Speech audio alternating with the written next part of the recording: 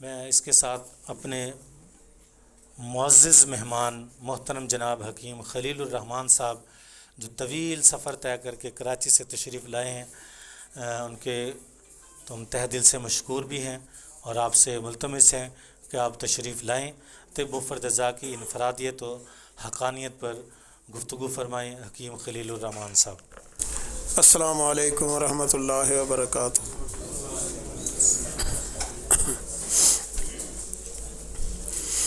الحمد للہ رب العالمین والعاقبۃ للمتقین والصلاۃ والسلام علی سید الانبیاء والمرسلین وعلی آلہ واصحابہ اجمعین۔ محترم دوستو، بزرگوں اور معزز اتباع کرام اور علماء اعظام، میرے ہم سفر اور میرے ہم اثر ساتھیوں،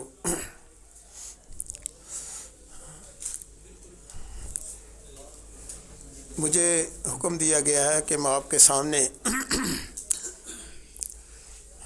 استاد محترم علامہ صاحب رحمۃ اللہ علیہ کا دیا ہوا قانون، میں اس کی تھوڑی سی آپ کے سامنے وضاحت کروں۔ میرے بعد علماء اکرام تشریف لانے والے ہیں، وہ انشاءاللہ اس کے اوپر روشنی ڈالیں گے۔ کہتے ہیں نا کہ عزیمت کے لیے کیا مال ہے پتھر حصاروں کے، عزیمت کے لیے کیا مال ہے پتھر حصاروں کے، کبھی غبارے راہ سے بھی رک سکتے ہیں رستے شاہ سواروں کے، کبھی نہیں ہو سکتا۔ یہ غبار جو ہے نا، یہ مجاہدوں کا راستہ نہیں روک سکتا۔ اب وقت آ چکا ہے کہ یہ غبار ہو چکے ہیں۔ دنیا کے اندر اگر کوئی طریقہ علاج ہے اور فطری طریقہ علاج ہے، تو وہ فطری طریقہ علاج قرآن نے بیان کیا ہے۔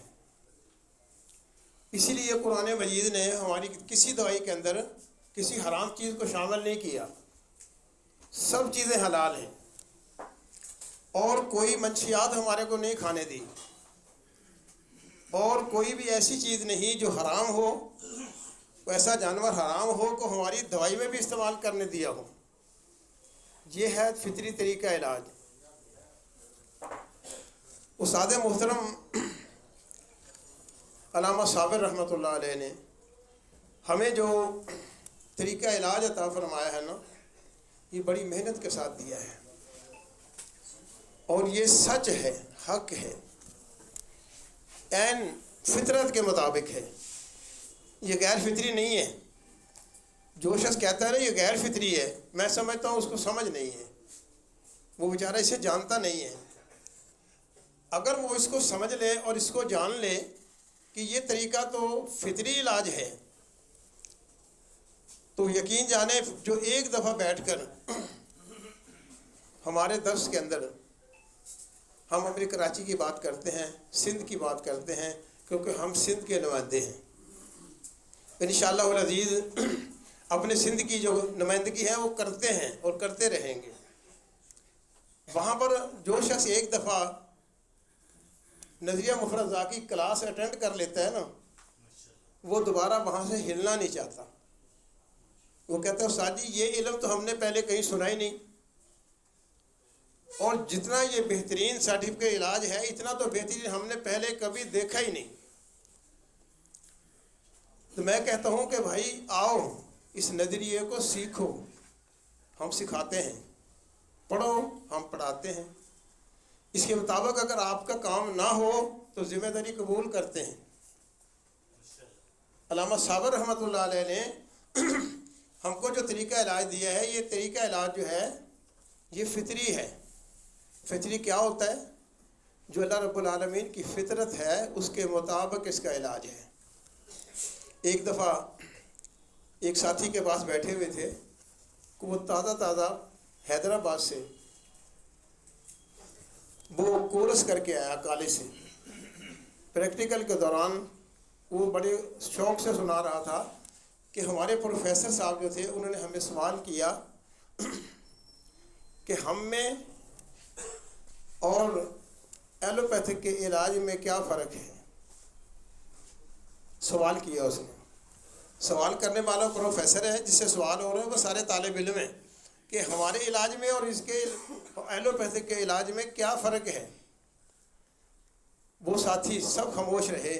یہ تھوڑا سا ذرا تیز تھا کیونکہ پنساری تھا نا، جڑی بوٹیاں بیچتا تھا، پتہ تھا کہ ہم جڑی بوٹیاں یہ ہوتی ہیں، یہ ہر چیز جانتا تھا. یہ کہنے لگا میں نے ہاتھ کھڑا کیا، جی میں بتاتا ہوں کہ ہمارے علاج میں اور ان کے علاج میں فرق کیا ہے. وہ کہنے لگے جی بتائیے. اب کہنے لگے، میں نے ان سے کہا کہ ایلوپیتھک والے جو علاج کرتے ہیں، جو دوائی دیتے ہیں، اس کا انہیں کوئی پتہ نہیں اس کے اندر کیا ہوتا ہے. اور جو ہم یونانی والے دوائی دیتے ہیں، ہمیں پتہ ہوتا ہے کہ اس میں ہم نے کیا ڈالا ہے اور کتنا ڈالا ہے اور کون سی چیز ہم نے اس میں استعمال کی ہے. کہنے لگے پورے ہال کے اندر تاڑیاں بجنے لگی. بڑا خوش ہوا. پروفیسر صاحب کہنے لگا آپ نے بہت اچھا جواب دیا. میں اس سے پوچھ رہا ہوں، میں نے کہا بھائی تم پنساری تو ہو، اب اللہ کرے تم حکیم بھی ہو گئے ہو، لیکن تم مجھے یہ بتاؤ کہ پروفیسر نے جو تمہیں سوال کیا، تمہیں اس کے سوال کا پتہ چلا اس نے کیا کہا؟ تم کو تو اس اپنے استاد کے سوال کا ہی پتہ نہیں. اس نے تم سے سوال کیا کیا؟ اس نے تم سے سوال کیا کہ ایلوپیتھک کے اندر اور طب یونانی کے علاج میں کیا فرق ہے. وہ علاج میں فرق پوچھ رہا، دوائی میں فرق نہیں پوچھ رہا. تم اس کو دوائی کا فرق بتا رہے ہو، وہ علاج کا فرق پوچھ رہا ہے. تو کہنے لگا استاد جی پھر آپ بتا دو کہ ان کا سوال کیا ہونا چاہیے تھا. میں نے کہا اس نے سوال صحیح کیا، لیکن چونکہ اس نے بے علمی سے کیا ہے، والا وہ پروفیسر ہے لیکن بے علمی سے کیا ہے. اگر وہ علم سے کرتا تو جواب ملتا تو خوش ہوتا. اس نے بے علمی سے سوال کیا، تم نے بے علمی سے جواب دیا، تم دونوں نے سب نے مل کر تاڑی بجا دی. یہ علم ہے، یہ تعلیم ہے. میں کہا اس نے پوچھا آپ سے کہ طب یونانی میں اور ایلوپیتھک میں علاج میں کیا فرق ہے. میں نے کہا تمہیں میں بتاتا ہوں، آؤ. یہ تمہیں اگر کوئی بتائے گا تو استاد صابر رحمۃ اللہ علیہ کا شاگرد بتائے گا، تمہیں کوئی نہیں بتا سکتا. جاؤ کہیں بھی چلے جاؤ، تمہیں کوئی نہیں بتائے گا. میں نے کہا میں بتاتا ہوں، اپنے پروفیسر سے جا کر پوچھ لینا. طب یونانی جب علاج کرتی ہے تو علاج بالضد کرتی ہے. علاج بالضد کرتی ہے. سردی میں سردی ہوتی ہے تو گرمی میں لے جاتی ہے، گرمی ہو تو سردی میں لے جاتی ہے، خشکی ہو تو تری میں لے جاتی ہے، تری ہو تو خشکی میں لے آتی ہے. یہ ہے علاج بالضد. یعنی جو چیز اس کی ضد ہوگی اس نے وہ کر لینا ہے، کہنا بس میں نے علاج مکمل کر دیا. میں نے اس سے کہا حضرت علاج بالضد سے کبھی علاج مکمل نہیں ہوتا،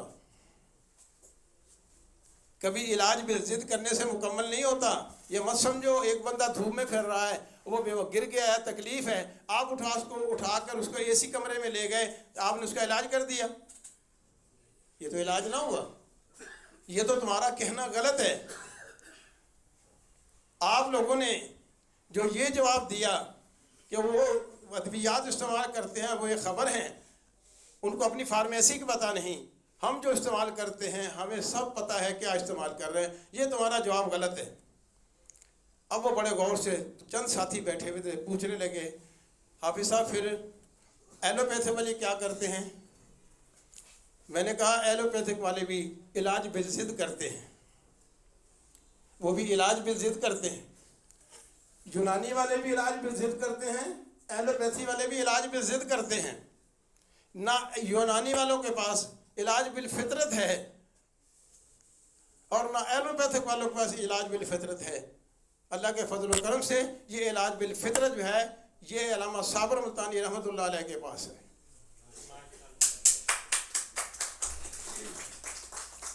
میں نے کہا استاد صابر رحمۃ اللہ علیہ علاج بالفطرت کرتے ہیں، اور ہمارا جو طریقہ علاج ہے انقلابی طریقہ علاج، یہ علاج بالفطرت ہے. استاد صابر رحمۃ اللہ علیہ نے فرمایا طب یونانی کے علاج کے مطابق مریض درست نہیں ہوتا. آپ اس کو فطرت کے مطابق دوائی دے لو تو انشاءاللہ العزیز وہ بالکل بہترین ٹھیک ہو جائے گا. اور ہم نے یہ آزما کر دیکھا، بار بار اپنے اس کام کو کر کے دیکھا. اللہ کے فضل سے کبھی ہمیں میدان میں مایوسی نہیں ہوئی. ہم نے استاد کو ہر بات میں سچا پایا، ہم نے ان کو حق پایا. ہم نے حکیم محمد شریف صاحب مرحوم رحمۃ اللہ علیہ کو اپنے معاملے میں حق کا حق پایا اور سچ پایا، اور علامہ صابر رحمۃ اللہ علیہ کو ہم نے حق پایا اور سچ پایا. علاج بالفطرت کیجئے بھائیو. دنیا کے اندر علاج بالفطرت کا اگر طریقہ علاج کسی نے لوگوں کے سامنے متعارف کروایا ہے تو وہ حضرت علامہ صابر ملتانی رحمۃ اللہ علیہ نے کروایا ہے، اس سے پہلے کسی نے نہیں. کس طرح؟ اس لیے علامہ صابر رحمۃ اللہ علیہ کا پورا فارماکوپیا دیکھیے. کسی ایک نسخے میں حرام چیز بتا دیں، کسی ایک چیز میں حرام جانور کا گوشت بتا دیں، کسی میں شراب بتا دیں، کسی کے اندر سور کا گوشت بتا دیں، کسی کے اندر سانپ بتا دیں، کسی کے اندر ایسی چیزیں بتا دیں جو اسلام نے حرام کی ہیں. وگرنہ یونانی طب کے اندر میں ہزاروں نسخے بتا سکتا ہوں جس میں حرام بھی موجود ہے اور ناجائز بھی موجود ہے. ساتھیوں سے کہتا ہوں چھوڑ کر کیوں حق کی طرف کیوں نہیں آتے؟ ڈرتے کیوں ہو؟ تم سمجھتے ہو کہ یہ حق بتانے والا کوئی نہیں؟ آؤ ہم تم کو بتاتے ہیں حق کیا ہے، اور تم یہ کہو کہ یہ نئی طب ہے. علامہ صابر ملتانی نے نئی طب پیش کی ہے. جب نئی طب پیش کی جاتی ہے تو اس کو کون سے لفظوں سے یاد کیا جاتا ہے؟ طب جدید. ٹھیک ہے، طب جدید کا مقصد ہے استاد نے کو نئی طب پیش کر دی. بھائیو اس کو جو طب جدید کہے تو اس کو جواب دینا، اس کو کہنا استاد صابر رحمۃ اللہ علیہ نے طب جدید پیش نہیں کی، تجدید طب پیش کی ہے. تجدید طب کے اندر اور طب جدید کے اندر زمین و آسمان کا فرق ہے. طب جدید وہ ہوتی ہے اپنی طرف سے کوئی نئی چیزیں ڈال کر بنا کر پیش کر دی جو پہلے نہیں تھی، اور کہہ دیا کہ یہ طب جدید ہے. جیسے کہ آج بھی بہت سارے محققین کو بڑا شوق ہے محققین کو محقق بننے کا. میں تو کہتا ہوں بھائی ٹھیک ہے، استاد کے پاس آئے تھے تو تم موچی تھے، جوتے گانٹتے تھے. استاد کے پاس آئے تو اس سے پہلے تم خالی ذمہ دار تھے. استاد کے پاس آئے تو تم صرف لوہار تھے. استاد کے پاس آئے تو تم گلیوں کے اندر گلیوں میں خاک چھانتے تھے. تم دعا خانے میں بیٹھے رہتے تھے، تمہارے پاس کوئی نہیں آتا تھا. تمہیں پوچھتا نہ آ کے تم طبیب و حکیم ہو. لیکن جب استاد صابر رحمۃ اللہ علیہ کے سائے کے اندر جب تم آئے، تم نے تھوڑا سا اس کو سنا، تھوڑا سا. کتنا؟ جیسے الف ہوتا نا، الف کے اوپر جو تھوڑا سا ٹکڑا ہوتا ہے نا، سرا جو ہوتا ہے پتلا سا چھوٹا سا، تم نے اتنا سا سنا. تم نے کہا ہو استاد صابر تو بھول گیا، یہ کام تو ہم نے کیا ہے. وہ محقق بن گئے، بڑے محقق، اتنے بڑے محقق کہ جب کتاب پڑھانے لگتے ہیں تو بولنے لگتے ہیں، کہتے ہیں استاد صابر نے یہاں پر محنت نہیں کی. استغفر اللہ، تم نے محنت کی. استاد کی لکھی ہوئی کتاب کو تم کہتے کہ استاد نے محنت نہیں کی. یہ محنت تو نے کی. تو نے کیسے محنت کی؟ تم آج بھی وہی ہو جو یہ کہتے ہیں کہ چھوٹی الائچی کا مزاج جو ہے وہ گرم خشک ہے. چھوٹی الائچی کا مزاج گرم خشک ہے. کیوں بھائی؟ آپ اتباع کرام علماء کرام ہو، کیا چھوٹی الائچی کا مزاج گرم خشک ہے؟ جس کو الائچی کے مزاج کا پتہ نہیں وہ محقق بن جاتا ہے. کیا ہے؟ لیکن استاد صابر رحمۃ اللہ علیہ کے شاگردوں کے پاس بیٹھ کر تم محقق بن گئے. ہم کہتے ہیں بن جاؤ، اللہ تم کو اس سے بھی بڑا محقق بنائے، آگے سے آگے بڑھتے چلے جاؤ. لیکن جب تم کہیں جا کر پھنسو گے تو پھر میرے استاد کی ضرورت پیش آئے گی. تمہیں وہاں سے میرا استاد نکالے گا. تمہارے پاس کوئی ہمت نہیں کہ تم وہاں سے نکل سکو. بھائیو آج میں اتنی بالکل اللہ کے فضل و کرم سے یہ بات کہتا ہوں، جو لوگ سر کا درد نہیں کرنا، سر کے درد کا علاج نہیں کرنا جانتے تھے، آج وہ کینسر کا علاج کر رہے ہیں۔ یہ کس کی بدولت ہے؟ یہ استاد صاحب رحمۃ اللہ علیہ کے دیے ہوئے فطری علاج کی بدولت ہے۔ جن لوگوں کو آج بھی سمجھ نہیں آئی کہ استاد صاحب رحمۃ اللہ علیہ کیا فرما رہے ہیں، تو وہ آج بھی کہتے ہیں بھائی ایک ٹیسٹ کروا کے لے آنا، ایک ٹیسٹ کروا کے لے آنا۔ تمہارا ٹیسٹ پر یقین ہے؟ کیوں بھائی ساتھیوں یہ بتاؤ، ٹیسٹ پر یقین ہے؟ نہیں ہے نا؟ کیوں یقین نہیں ہے؟ ٹیسٹ کے اندر جو لکھا ہوا ہے، کیا ٹیسٹ بتا رہا ہے کہ اس کی وجہ کیا ہے، یہ بیمار کیوں ہے؟ وہ تشخیص کر رہا ہے؟ یہی بات تم کو لوگ بتانے کے لیے تیار ہیں، بھائی انگلش سیکھو، ایلوپیتھی سیکھو، اس کی گولیاں سیکھو دینیاں سیکھو، اس کی دوائیاں دینی سیکھو۔ لوگ اپنے دواخانے کے اندر باہر نام لکھا ہوا ہے یونانی۔ ہمارے حکیم اصغر صاحب مدد اللہ علی، وہ فرمائے، کبھی کبھی مذاق سے فرمایا کرتے ہیں، میں نے دیکھا ہے کہ باہر بورڈ پہ لکھا ہوا ہے یونانی، جب ہم اندر جا کے دیکھتے ہیں تو وہاں ہوتا ہے صابر ملتانی۔ لیکن اب ہو کیا رہا ہے کہ لکھا ہوا ہے باہر یونانی، لیکن اندر کیا ہو رہا ہے کہ وہاں پر ایلوپیتھک تمام سامان پڑا ہوا ہے۔ حکیم بیمار ہے تو اس کے جیب کے اندر انگلش کی گولیاں ہیں، اور ٹیسٹ دیکھ کر بتا رہا ہے تمہارا علاج ہم کریں گے۔ یار تم ٹیسٹ دیکھ کر اپنا علاج نہیں کر سکتے، تم کسی کا علاج کیا کرو گے؟ تمہاری جیب میں گولیاں ہیں شوگر کی، تمہاری جیب میں گولیاں ہیں بلڈ پریشر کی، تمہاری جیب میں دوسری جیب میں گولیاں ہیں وہ ہے نیند کی۔ تم طبیب ہو، یقین جانیے آپ کیا سمجھیں گے، کتنی کتنی ڈگریاں، ڈاکٹروں کی ڈگریاں، حکمات کی ڈگریاں، وہ کہتے ہیں کہ ہم زبدۃ الحکماء، زبدۃ الحکماء، یہ زبدۃ الحکماء حکیموں کا نکالا ہوا مکھن ہے۔ میں نے کہا بھائی تم اپنا تو علاج نہیں کر سکتے، اب تم کیا کرو گے؟ تمہارے پاس شوگر کا علاج نہیں ہے، تم شوگر کا علاج نہیں کر سکتے، اور مقابلہ کرتے ہو علامہ صابر رحمۃ اللہ علیہ کا۔ تمہیں یہ پتہ نہیں شوگر ہے کیا؟ جب تم شوگر کا علاج نہیں کر سکتے تو پھر سمجھ لیے کہ آپ جو ہے نہ طبیب ہو، نہ حکیم ہو، نہ عالم ہو، بلکہ ظالم ہو۔ تمہاری جیب کے اندر ایلوپیتھی کی گولیاں ہیں۔ دوستوں ساتھیوں، بس پتہ نہیں کیا بات ہے، بوڑھا ہو گیا ہوں، لیکن جب حق کی بات آتی ہے تو جذباتی ہو جاتا ہوں، کیا کروں؟ تو اسی طرح ایک دو جگہ پر جانے کا اتفاق ہوا، جو طب یونانی کے بڑے بڑے اجتماعات تھے۔ میں نے وہاں پر ان اتباع کو سب کو ٹوکا۔ میں نے کہا اگر آپ نہیں مانتے تو ہم آپ کی جیب دیکھتے ہیں، آپ کی جیب کے اندر ایلوپیتھک گولیاں ہیں، آپ طبیب ہو، یہاں پر طبیبوں کی مجلس کو 4 چاند لگانے کے لیے حاضر ہوئے، لیکن آپ کے پاس اپنا علاج نہیں۔ تمہیں شوگر کا پتہ ہی نہیں شوگر ہے کیا، اور شوگر کا علاج کیسے ہوگا؟ آؤ اگر استاد صابر کے ساتھ مل جاؤ، ہم آپ کو کہتے ہیں استاد صابر کو اس کے قدموں میں بیٹھ جاؤ،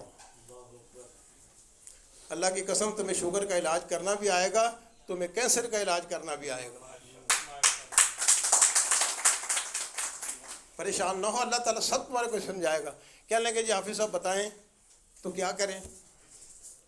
میں نے ان سے کہا آپ اس طرح کریں، آپ سوکھا دھنیا لے لیں، نسخہ لکھ لیں، آپ بھی لکھ لیں کہ سوکھا دھنیا لے لیں، خشک کشمیر 1 تولہ لے لیں، یہ نسخہ بتا رہا ہوں، اس کو جتنا مرضی زیادہ کر لینا۔ 1 تولہ کشمیر خشک لے لیں، اس کے اندر 1 ماشا، اس کے اندر 1 ماشا صرف آپ مصبر ڈال دیں، بس اس کو کھرل کریں، اس کو کھرل کر کے 500 mg کا کیپسول یہ بھر لیں، اس کو ایک کیپسول صبح دے دو، ایک دوپہر کو دے دو، ایک رات کو دے دو، تیسرے دن اس کی شوگر چیک کر لو، اگر نیچے نہ آئے تو میں کام چھوڑ دوں گا۔ وہ کہنے لگے اتنے چھوٹے سے نسخے سے اتنا بڑا کام؟ میں نے کہا میں کہہ نہیں رہا، یہ میرا استاد کہہ رہا ہے، یہ میرے استاد کی طب کہہ رہی ہے، یہ علاج بالفطرت کہہ رہا ہے۔ کیسے علاج بالفطرت کہہ رہا ہے؟ میں نے اس سے بتایا، میں نے کہا کشمیر کے آپ کو خواص کا پتہ ہے کہ کشمیر کے کیا خواص ہیں؟ کہنے لگے نہیں پتہ۔ میں نے کہا روز کھاتے ہیں، ہر روز گھر میں استعمال ہوتا ہے، سالن میں استعمال ہوتا ہے، چٹنیوں میں استعمال ہوتا ہے، تمہیں کشمیر کے خواص کا پتہ نہیں؟ تم کون سے حکیم ہو؟ تم کو پتہ ہے؟ میں نے کہا کہ یہ کشمیر خشک کا جو مزاج ہے یہ اعصابی غدی ہے، یہ اعصاب میں تحریک پیدا کرتا ہے، غدود میں تحلیل پیدا کرتا ہے۔ یہ طریقہ بھی تم کو میرے استاد نے بتایا ہے، کسی نے نہیں بتایا۔ یہ بات بھی تیرے کو میرے استاد نے بتائی ہے، میرے محترم نے بتائی ہے، میرے محسن نے بتائی ہے، بلکہ میرا کیا محسن، جہان والوں کا محسن، جس نے کسی سے کچھ نہیں لیا لیکن بہت کچھ دیا، اپنی ساری زندگی تیرے کو کچھ دینے کے لیے، تیرے کو کچھ سمجھانے کے لیے، تیرے کو کچھ پڑھانے کے لیے اس نے گزار دی۔ بھائی ان بڑے لوگوں کی باتوں کو آپ کبھی بھی شکریہ ادا نہیں کر سکتے۔ یہ نظریہ فطرت کا نظریہ استاد محترم رحمۃ اللہ علیہ علامہ صابر ملتانی رحمۃ اللہ علیہ نے دیا، اور کہاں جا کر دیا آپ ذرا سوچئے۔ علامہ صابر رحمۃ اللہ علیہ ملتان میں تھے، طبی کیمپ کہاں لگاتے تھے پتہ ہے آپ کو؟ تربیتی کیمپ کہاں ہوتا تھا ہر مہینے ہوتا تھا۔ کیوں جی حضرت؟ طبی کیمپ ہوتا تھا، تربیتی کیمپ یہ کہاں ہوتا تھا؟ دنیا پور میں۔ دنیا پور والوں کی بھی اگر ان کی بات نہ کی جائے تو یہ بھی پھر ایک زیادتی ہوگی۔ ان کی محنت، علامہ شریف صاحب رحمۃ اللہ علیہ اور علامہ یاسین صاحب رحمۃ اللہ علیہ کی جو محنت ہے، اگر اس کا بھی تذکرہ نہ کیا جائے تو یہ زیادتی ہوگی۔ وہ طبی کیمپ اور تربیتی کیمپ ماہانہ جا کر لگاتے تھے تو دنیا پور میں لگاتے تھے۔ بھائیو یہ تربیتی کیمپ معمولی نہیں ہوتا، یہ بڑی اہمیت کا حامل ہوتا ہے۔ اب میں آپ کے ساتھ اس میں تفصیل سے بات کر رہا ہوں، کچھ نہ کچھ بات کر رہا ہوں تو آپ کے پلے پڑ رہا ہے نا۔ تو اس لیے استاد صابر رحمۃ اللہ علیہ نے یہ فطری علاج دیا اور پھر جا کر دنیا پور میں سکھایا۔ دنیا پور سے سفیر پیدا ہوئے۔ سفیر کون؟ علامہ محمد شریف رحمۃ اللہ علیہ، جنہوں نے اس طب کے لیے سفر کیے، کیمپ لگانے کے لیے، کبھی گجرانوالے، کبھی لاہور، کبھی کہیں۔ اس سفر کے اندر کرتے کرتے دنیا سے رخصت ہو گئے، ایکسیڈنٹ کے اندر دنیا سے رخصت ہوئے تو یہ اس طب کے سفر کے اندر اس دنیا سے چلے گئے۔ بھائیوں ان کے نام آج اگر زندہ ہیں تو یہ ان کی محنتوں سے اور حق کا ساتھ دینے کی بنا پر ہے۔ تربیتی علاج کو معمولی سمجھ کر نظر انداز نہ کیا کریں۔ میں نے اس سے پوچھا بھی آپ کشمیر کا مزاج نہیں جانتے؟ یہ مزاج بھی تو تم کو میرے استاد نے بتایا ہے، تیرے پاس تو اس کا علم ہی نہیں ہے، تو اس کو سرد کہہ کے گزر جاتا ہے۔ استاد صابر رحمۃ اللہ علیہ نے فرمایا کہ اس کا مزاج اعصابی غدی ہے، یہ دماغ کو تحریک دیتا ہے، دماغ کو تسکین دیتا ہے، سکون دیتا ہے، دماغ کی تیزی کو کم کرتا ہے، بلڈ پریشر ہائی کو نیچے کرتا ہے۔ دماغ کے اوپر جو ایک پردہ ہے جسے ام رقیق کہتے ہیں، پردے ہیں نا دماغ پہ، دماغ میں 3 پردے ہیں، ایک ام غلیظ ہے، ایک عنکبوتی پردہ ہے اور ایک ام رقیق ہے۔ جو ام رفیق پردہ ہے وہ دماغ کے بالکل اوپر ہے اور وہ دماغ کے اندر جاتا ہے۔ یہ ام رفیق جو پردہ ہے، یہی پردہ جب سوزشناک ہو جاتا ہے تو انسان کے سر کا جو بلڈ ہے وہ ہائی ہو جاتا ہے، اس کا بلڈ پریشر نیچے نہیں آتا۔ جب آپ کشنیر کھاتے ہو، یہ کشنیر اس ام رقیق پردے کی تیزی کو ختم کر کے دماغ کو سکون دیتا ہے، اس کے ساتھ اس کا بلڈ پریشر نیچے آ جاتا ہے۔ یاد رکھیے شوگر والے کا مریض، شوگر والے مریض کا بلڈ پریشر ہمیشہ اوپر ہی ہوتا ہے، اوپر۔ وہ کہتا جی یار حضرت مجھے ٹینشن نہ دو، اس کے ذہن میں ہر وقت ہی ٹینشن ہوتی ہے۔ اس کی ٹینشن کو ختم کرنے کے لیے یہ کشنیر ہے، اور اس کے اندر مصبر اس لیے دیا ہے کہ اس کی آنتوں کے اندر خرابی ہے، وہاں پر ری رکتی ہے، ہوا رکتی ہے۔ جب ہوا رکتی ہے تو یہی اس کی آنتوں کے اندر خرابی کا سبب ہے۔ وہ ناف کے نیچے آنتڑیوں میں چھوٹی آنتوں کے اندر خرابی ہے، وہ خرابی کب نکلے گی؟ جب وہاں سے ری کا اخراج ہوگا۔ مصبر نے وہاں سے ری نکالنی ہے، اس نے دماغ کو سکون دینا ہے، اور جب یہ دونوں مل کر آپ ایک صبح کے لوگ، ایک دوپہر کو لوگ، ایک رات کو لوگ، پیشاب بھی جاری ہو جائے گا اور آپ کے پیٹ کی ہوا بھی جاری ہو جائے گی۔ نتیجہ نکلے گا کہ آپ کو فوراً سکون ہو جائے گا۔ میں نے سمجھایا تو کہنے لگا چلو کر کے دیکھتے ہیں۔ گئے، جا کے کیا۔ تیسرے دن ان کا فون آیا، کہنے لگا حضرت ہم حیران ہو گئے کہ ان دو چیزوں میں اللہ نے اتنی خوبی رکھی ہے۔ میں نے کہا رب نے تو خوبی ایک ایک چیز میں بڑی رکھی ہے، لیکن یہ خوبی تیرے کو سمجھانے کے لیے کون ہے؟ وہ میرا استاد علامہ صابر رحمۃ اللہ علیہ۔ میں ان کو، اس کو سلام کرتا ہوں۔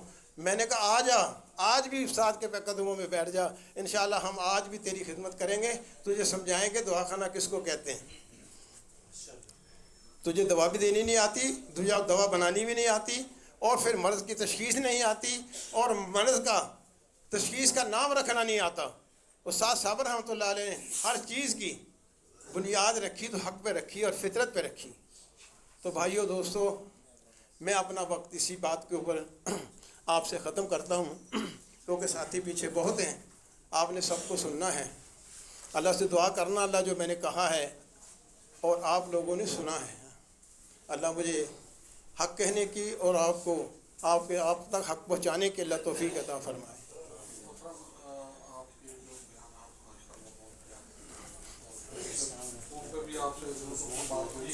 ہاں جی،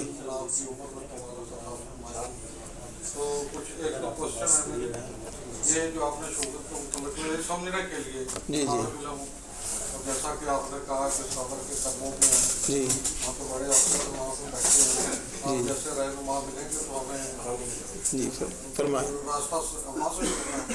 جی جی، یہ سوال ہے جو آپ کی نشستوں ہمارے بزرگوں کی ہے، رفیق شہین صاحب کی اور یعقوب اتر صاحب کی، تو وہ تو سوال و جواب تو وہ کریں گے۔ ہاں، میری تقریر کے بارے میں اگر کوئی اعتراض ہو سوال کر دیں، میں جواب دیتا ہوں۔ ایک گزارش، یعقوب اتر صاحب کی طبیعت ہے نا ذرا کچھ خراب، ان کو ہم آرام کروا رہے ہیں، اگر آپ اگر تھکاوٹ نہ ہو۔ ٹھیک ہے، کوئی مسئلہ نہیں، چلیں۔ ہم تھکاوٹ بھی ہوگی تو ساتھ صاحب رحمۃ اللہ علیہ ہمیں مثالیں بتا رکھے ہیں، ہماری جیب میں ہیں، لیڈوپیتھک نہیں ہیں۔ وہ ہم اس کی ایک ٹیبلٹ کھاتے ہیں، اللہ ہمیں بالکل فٹ کر دیتا ہے۔ الحمدللہ۔ آپ سوال کریں۔ یہ یونانی دوائی کھاتے ہیں، جیب میں رکھتے ہیں ہر وقت، دوائی نہ کھائے میرا پیٹ خراب ہوگا، 30 سال کا کبھی گولی نہیں کھلائی اس کو۔ ہاں ماشاء اللہ۔ آج تک انگریزی کھاتے ہی نہیں، رحمۃ اللہ علیہ دیسی لوگوں کو بھی دیسی رہتے نہیں کھاتے۔ شوگر 3 طرح کی ہوتی ہے، اعصابی، گردی اور ذاتی۔ تو یہ جو آپ نے نسخہ ہمیں بتایا ہے، اس میں یعنی یہ گردی، اعصابی اور ذاتی سے کوئی فائدہ نہیں ہے انشاءاللہ، جیسے کہ آپ نے وضاحت ہو۔ اور اس میں یہ ہے کہ مقبول صاحب رحمۃ اللہ علیہ کہ حقیقی شوگر جو ہے وہ اعصابی ہی ہوتی ہے۔ ایک چیز جو مجھے تھوڑی سمجھ نہیں آئی، میں سمجھنے کے لیے ٹھیک ہے، کہ کشمیر کا مزاج بتایا گیا کہ اعصابی ہوتی ہے، ٹھیک ہے، ٹھیک ہے، یعنی جو اصل شوگر حقیقی ہے وہ اعصابی شوگر ہے۔ تو اعصاب میں تو کیا پہلے ہی تحریک ہوتی ہے تو پھر ہم اعصابی ہوتی ہے؟ ٹھیک ہے، یہ بات بڑی نہیں ہے، یہ تھوڑا ٹھیک ہے، ٹھیک ہے، جزاک اللہ۔ اب شیخ صاحب نے سوال کیا ہے کہ استاد صابر رحمۃ اللہ علیہ نے تو لکھا کہ شوگر 3 قسم کی ہوتی ہے، تو آپ نے ایک ہی نسخہ بتا دیا کہ شوگر کو فائدہ ہو جاتا ہے۔ تو اس کا جواب میں آپ کے سامنے یہ عرض کرتا ہوں۔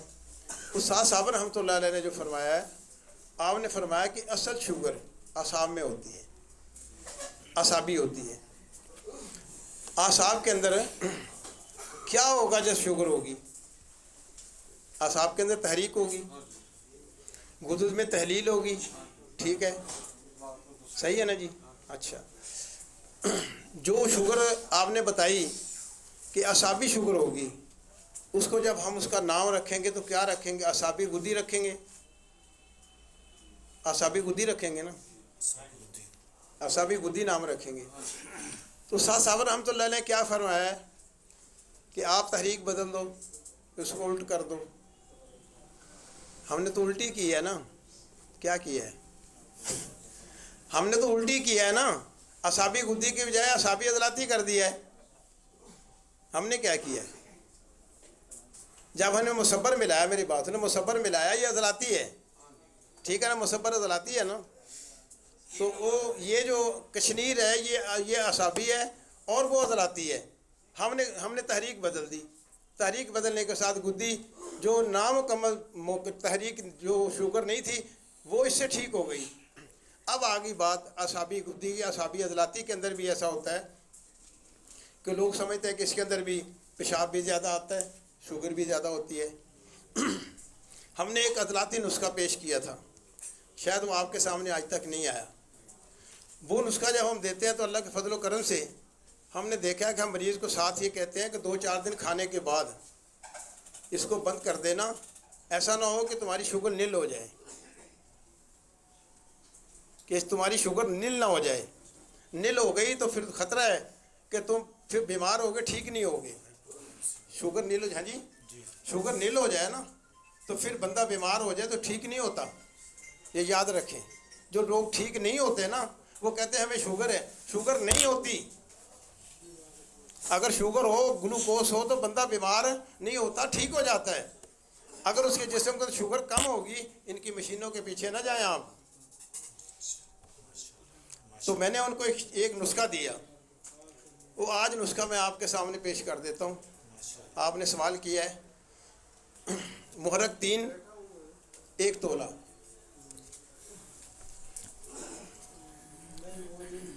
گندک آملہ سار 1 تولہ,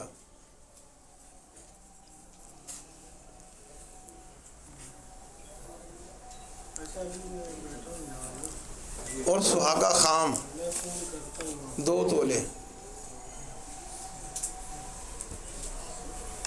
اس کو کھل کر کے مکس کر لیں. اس کا ایک کیپسول صبح کو دے دیں, ایک دوپہر کو دے دیں, ایک رات کو دے دیں. اس کا دوسرے دن تماشا دیکھ لیں. سر یہ کتنی مقدار ہونا کیپسول؟ جی 500 mg کا. ہاں یہ 500 mg کا بھی ہے. اس کے ساتھ ایک اور اسی نسخے کا ایک اور تماشا آپ کو بتاتا ہوں.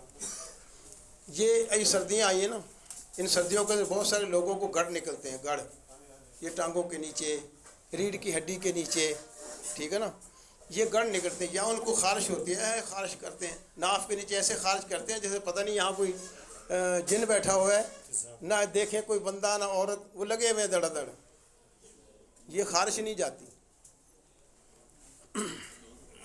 آپ یہی نسخہ اس کو ایک کیپسول صبح کو, ایک دوپہر کو, ایک رات کو دینا شروع کر دیں. نہ یہ خارش ہوگی نہ وہ شوگر ہوگی. یہ شوگر کی خارش ہے. ایک منٹ آپ دے کے دیکھیں, یہ دے کے دیکھیں, پیشاب کنٹرول ہو جائے گا. دیں تو صحیح آپ, اس لیے تو کہہ رہا ہوں نل ہو جائے گی. پیشاب کم ہو جائے گا تو نل ہو جائے گی نا. اسی لیے جب آپ دیکھو کہ نل ہونے لگی ہے, بھائی اس کو بند کرو, کم کر دو.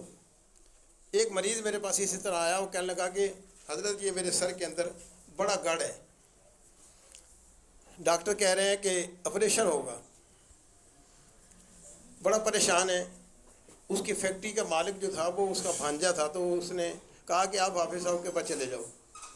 آیا, میں نے نبض دیکھی, کہنے لگا ڈاکٹر کہہ رہے آپریشن ہوگا. میں نے کہا یار یہ جو آپ حرام مغز یہاں سے گزر رہا ہے, اس کا آپریشن کرواؤ گے آپ گردن کا, تو آپ اپاہج ہو جاؤ گے. کیوں یہ حرکت کر رہے ہو؟ اچھا کیا آپ کہ علامہ صابر ملتانی رحمۃ اللہ علیہ کے شاگرد کے پاس آ گئے. ہم آپ کی خدمت کرتے ہیں, بے فکر ہو جائیں. یقین جانیے, یہ میں آپ کے سامنے عرض کر رہا ہوں, بیان کر رہا ہوں. تو میں نے اس کو یہی نسخہ جو میں نے ابھی آپ کو لکھوایا ہے, میں نے یہ نسخہ اپنے ساتھی سے بولا بھائی اس کو 30 کیپسول بھر دے. 30. میں اتنی دوائی نہیں دیتا ہوں, میں اتنی سی دوائی دیتا ہوں. یقین کریں میرے دواخانے پہ کوئی آئے گا تو دوائی اتنی سی ہوگی. میں نے کبھی اتنی دوائی نہیں دی, نہ کوئی شربت دیا, نہ کبھی عرق دیا. ना लंबे चौड़े माजून दिए, ना फकियाँ दी। मैं कैप्सूल देता हूँ, किसी को 21 देता हूँ, किसी को 14 देता हूँ हफ्ते में, बस ये मेरी दवाई है। ये मुझे सबक सिखाया मेरे उस्ताद मरहूम अल्लामा सावर मुल्तानी रहमतुल्लाह अलैह ने।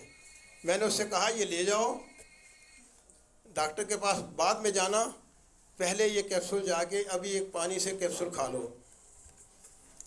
ये जिनके गढ़ निकलते हैं ना बड़े बड़े इधर उधर, वो मारे मारे फिरते हैं रीढ़ की हड्डी के नीचे भी, ये उसके लिए ख़ास तौर पर सुन लें, ये आपका फ़ायदा होगा। ये मेरी तरफ से आपको इस इज्तिमा का, इस जो सेमिनार है, इसका तोहफ़ा है। इंशाअल्लाह ये तोहफ़ा कबूल करें, काम चलाएँ और फिर मेरे लिए भी दुआ करें, मेरे उस्ताद के लिए भी दुआ करें। 1 घंटे के बाद फिर खा लेना। देखिए तशख़ीस के बाद तजवीज़ देखिए। 1 घंटे के बाद फिर खा लेना, 1 घंटे के बाद फिर खा लेना, जब तक जागते रहो इसको खाते रहना। जब नींद आ जाए तो सो जाना, जब सुबह उठोगे तो घंटे घंटे के बाद फिर शुरू कर देना। वो दर्द से चिल्ला रहा था, उसकी हालत ख़राब थी, वो कह रहा था उस्ताद जी नींद कहाँ, मेरे को तो इतनी तकलीफ़ है। वाकई जब ये हराम मगज़ रीढ़ की हड्डी के करीब दर्द होता है ना, तो फिर वो बंदे को इतनी तकलीफ़ होती है, वो लेट नहीं सकता, उसका सर तकिए के ऊपर भी नहीं रखा जा सकता। कहता उस्ताद बैठा हो, नींद कहाँ से आएगी।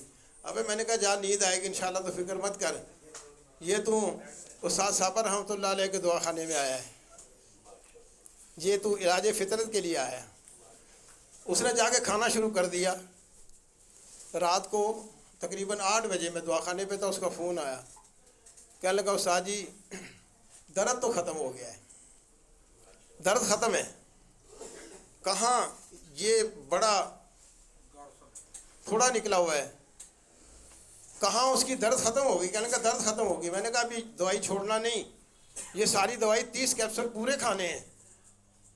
जब वो 30 कैप्सूल खाकर मेरे पास आया तो उसका फोड़ा यहीं ख़त्म हो चुका था, कोई कुछ भी नहीं था वहाँ पर, फोड़ा ख़त्म हो चुका। ये मैं आपको इसके अंदर आपको मैं परस्त करने की कोशिश नहीं कर रहा कि मैं आपको दबाव दे रहा हूँ कि ये बहुत अच्छा नुस्खा, लेकिन मैं ये कह रहा हूँ कि उस्ताद साहब रहमतुल्लाह अलैह की तशख़ीस और तजवीज़ के बाद जब ये नुस्खा बनाकर पेश किया तो अल्लाह के फजल व करम से आज भी ये उसी तरह है जिस तरह कश्मीर और मुसब्बर वाला नुस्खा है, इसी तरह ये 3 नंबर का नुस्खा है। अगर किसी को फोड़े फिंसियाँ बड़े बड़े जो जिसम पर निकलते हैं ठीक ना हो तो मैं बैठा हूँ, मेरे से बात कर ले, उसका फोड़ा ख़त्म हो गया बिल्कुल। आया कहने लगा जी ये फोड़ा तो नहीं, मैं फोड़ा किधर है, कहने लगा वो तो ख़त्म हो गया। और फोड़ा ख़त्म हो गया, मैंने कहा अभी दवाई बंद नहीं करना, ये तेरा शुगर का फोड़ा था जो निकला हुआ था, ये शुगर का फोड़ा था। जब इसके साथ तेरी शुगर लेवल हुई है, तेरा फोड़ा ठीक हो गया। उसने सिर्फ 15 दिन दवा खाई, बल्कि वो दवा खाते खाते दूसरे हफ्ते डॉक्टर के पास चला गया, डॉक्टर साहब ज़रा देखिएगा ये फोड़े का। कहने लगा कहाँ गया ये फोड़ा, ना तो ऑपरेशन है ना इसको ज़ख्म है, कुछ भी नहीं। तो कहने लगा जी मैंने एक इनकलाबी दवाखाने के तबीब से दवा ली थी, उसके साथ ये हुआ है कि मेरा फोड़ा यहीं बैठ गया और ख़त्म हो गया है। कहने लगे कमाल हो गई है। वो बंदा आज भी मौजूद है कराची के अंदर, लेकिन उसके जिस्म के अंदर अब कोई फोड़ा नहीं निकलता। जिसकी रान में फोड़े निकलते हैं, रीढ़ की हड्डी के नीचे, जिसको धुमची के नीचे फोड़े निकलते हैं, जाओ जाकर उनको खिला लो, इंशाअल्लाह वो आपको दवाएं देगा, आप हमारे को दवाएं देना। तो ये शुगर जो असाबी है, टोटल असाबी है, उसके लिए 3 नंबर का नुस्खा इस्तेमाल करना है। जो गुद्दी शुगर नज़र आती है उसके लिए कश्मीर का नुस्खा इस्तेमाल करना है। अब और कोई सवाल जी? आपकी जो गुफ्तगू है, ये जो आपने आखिर में बताया, हाँ जो फोड़ों के मुताबिक, जो मुझे समझ आई है, हाँ सवाल जवाब का सेशन अलग है, अलग है, वो इसके बाद है। इसके बाद है, ये तभी बयान हो रहे हैं क्योंकि दोस्त अब पीछे बाकी है, जाना है जी 2 मिनट कर लेते हैं। एक सवाल किया, निज़ाम मुतासर होता है ना जी। मोहतरम हम सीखने आए यहाँ पे, एक सवाल किया तो कितना कुछ निकला है, कितना हीरा निकला है। आप तो हुक्म करते रहेंगे, हम तो बोलते रहेंगे, हमारी तो फितरत है। कराची से कुछ सीखने आए हैं, कुछ सिखाने आए हैं।